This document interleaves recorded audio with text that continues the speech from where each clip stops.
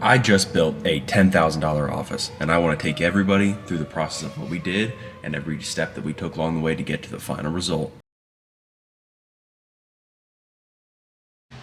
The way we start is we go out to the customer's home, we take some measurements, and from there we're able to also ask them what they want and get a better idea for the project.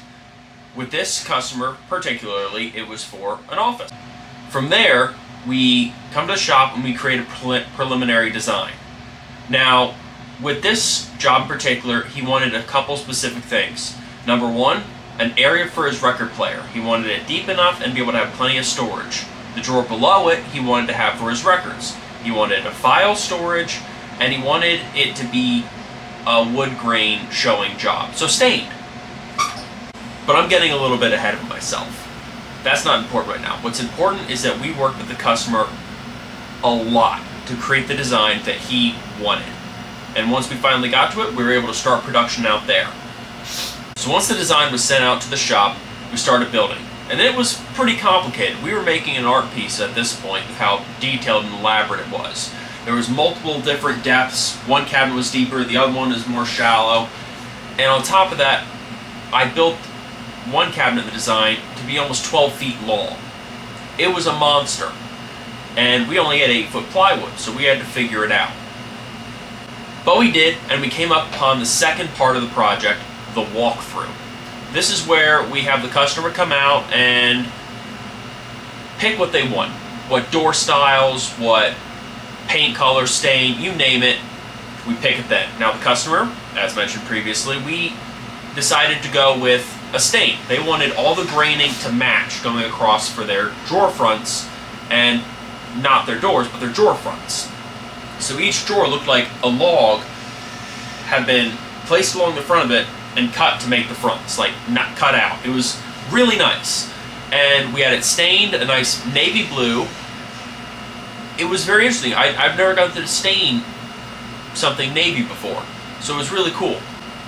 From here, we were ready to start fabricating the countertop. As long as nothing went wrong, we were ready to go out the door.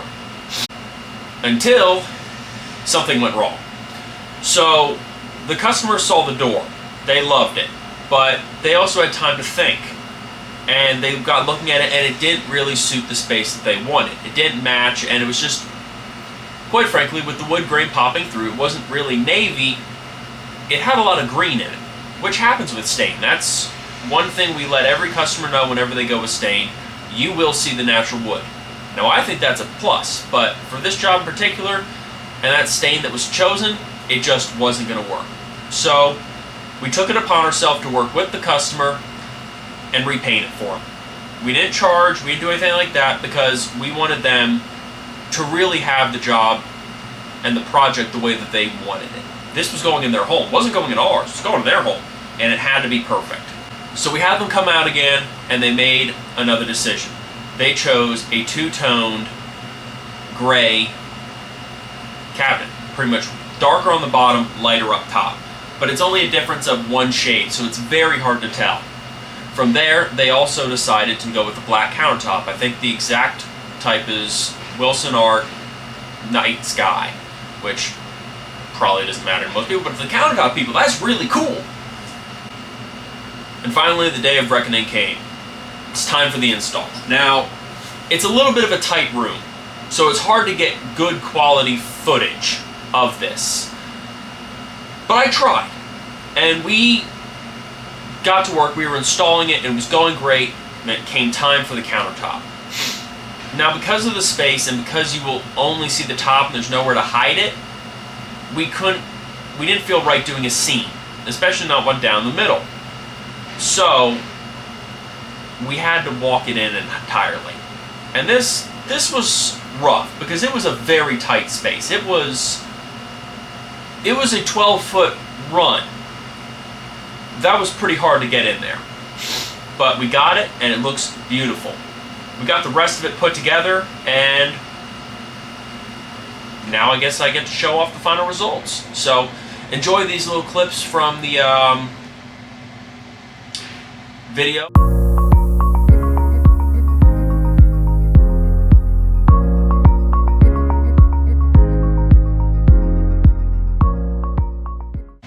Well, that's everything for me and for this video. If you've liked what I've showed you about this job and you want to see more, because we have a lot more coming, please feel free to like, comment, subscribe, and tell me what you want to see next. I have a lot more to show you.